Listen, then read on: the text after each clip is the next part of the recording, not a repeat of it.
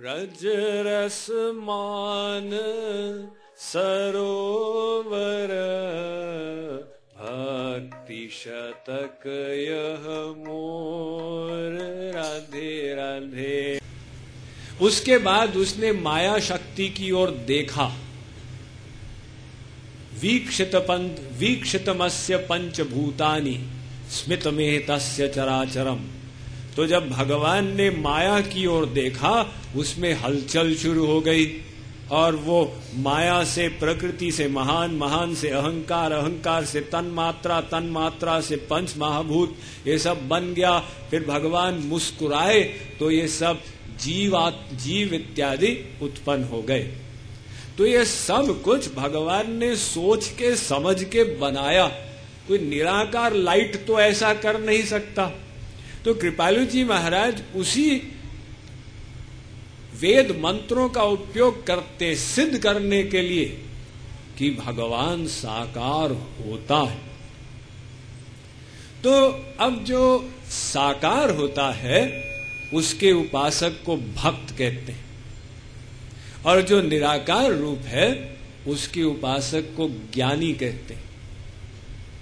तो ये निराकार रूप और साकार रूप के रस में अंतर है, क्योंकि निराकार रूप कोई लीलाएं नहीं करता, उसमें कोई गुण नहीं है। मान लो कोई स्त्री का पति हो और वो पति कुछ भी न करे, केवल कमरे के कोने में बैठा रहे सिर नीचे करके, न उसके कोई कार्य हो, न कोई लीलाएं हो, न कोई गुण प्रकट हो। पत्नी कहेगी ये कैसे पुरुष से हमने विवाह किया, अरे इससे तो अच्छे थे हम कुंवारी रह जाते। तो ऐसे ही वो जो निराकार ब्रह्म है वो भगवान का ही रूप है, लेकिन न उसकी कोई लीलाएं हैं, न गुणों का प्राकट्य है। और जो साकार रूप है उसमें सौकुमार्य, सौशील्य, सौरस्य, रूप माधुरी, मुरली माधुरी, लीला माधुरी, ये सब कुछ प्रकट हो जाता। तो स्वाभाविक बात है कि वो रस बढ़ जाता। तो ये भगवान के जो विभिन्न रस हैं, इनका वर्णन अनेक ग्रंथों में किया गया। जैसे भागवत ग्रंथ है, इसमें साकार भगवान के रस का वर्णन किया गया।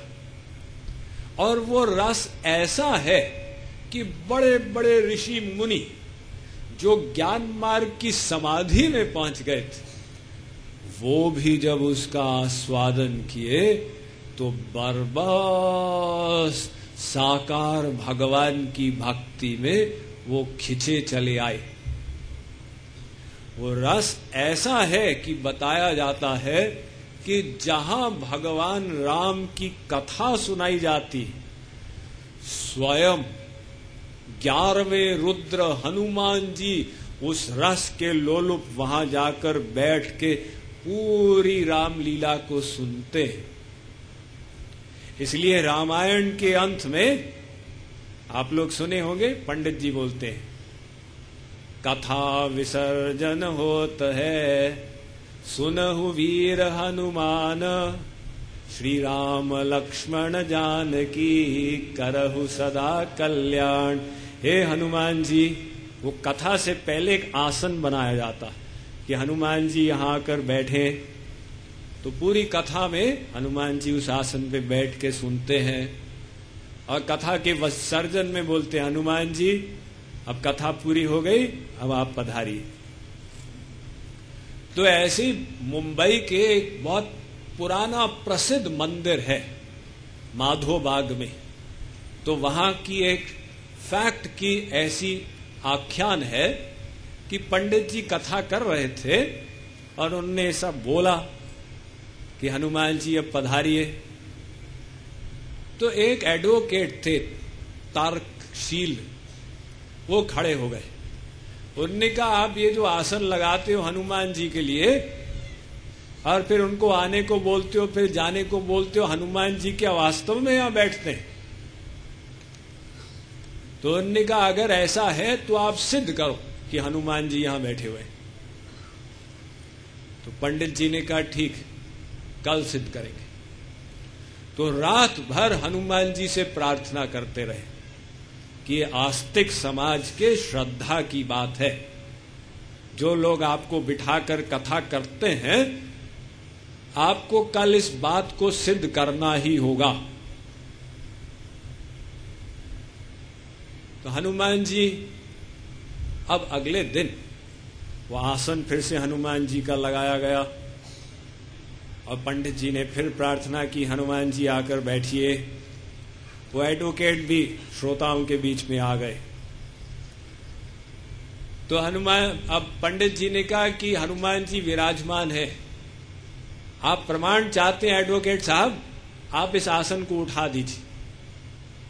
वो एडवोकेट गए वहां पर और पूरी शक्ति लगा के उस आसन को उठाने का प्रयत्न किए। वो करते चले गए, वो आसन नहीं उठा।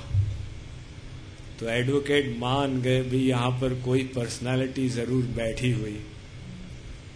जैसे उड़ीसा के लोग जानते हैं ना कि वो रथ यात्रा से पहले जब पौंडी होती है तो जगन्नाथ जी को जब रथ पे लाया जाता है, बीच बीच में वो रुक जाते हैं। अब पूरी शक्ति लगाते जाओ, वो नहीं जाते वहां पर। तो उनकी इच्छा, जिसके पास इतना वजन है कि पूरे ब्रह्मांड को धारण कर ले, उनको 4-5 लोग क्या खींचेंगे, वो तो अपनी स्वेच्छा से कृपा करके आगे चले आते हैं। तो ये सब हनुमान जी के बारे में हमने एक और बढ़िया ऐसा आख्यान सुना था कि एक पंडित जी इस प्रकार से कथा कर रहे थे। कार्तिक मास की उन्होंने महीने भर का एक अनुष्ठान किया था। तो कल अंतिम दिन की कथा होने वाली थी। तो पंडित जी, अब वो बेचारे गरीब थे, उनको धन की आवश्यकता थी। तो जो बैठ के कथा करते थे जिस मंदिर में, वहां पर कोई आता ही नहीं था सुनने के लिए। हनुमान जी का मंदिर था। तो कोई बात नहीं, हम हनुमान जी को सुना देते। तो हनुमान जी को सुनाया करते थे। अब वो जो अंतिम दिन से एक दिन पहले जो कथा हो रही थी, हनुमान जी ने आकाशवाणी की कि कल जो चढ़ौतरी होगी कथा के बाद, उसमें आपको 10,000 रुपए मिल जाएंगे, चिंता मत करो। तो पंडित जी ने तो सुना नहीं, एक सेठ जी अंदर आ रहे थे। वो सेठ जी ने सुन लिया। सेठ जी ने कहा पैसा कमाने का अच्छा अवसर है। उन्होंने कहा हनुमान जी, पंडित जी, ऐसे करते हैं कि कल जो चढ़ौतरी होगी उसका सट्टा कर लेते हैं। मैं आपको 5,000 देता हूं और जो चढ़ौतरी होगी आप मुझे दे देना। 5,000 से कम हुई तो मेरा लॉस, अधिक हुई तो मेरा लाभ। पंडित जी ने कहा भी कोई तो आता नहीं मंदिर में, चढ़ौतरी कहां से होगी। तो सेठ जी ने कहा चिंता मत करो, फिर मेरा लॉस हो जाएगा। तो पंडित जी ने कहा ठीक है। तो सेठ जी ने उनको 5,000 दे दी।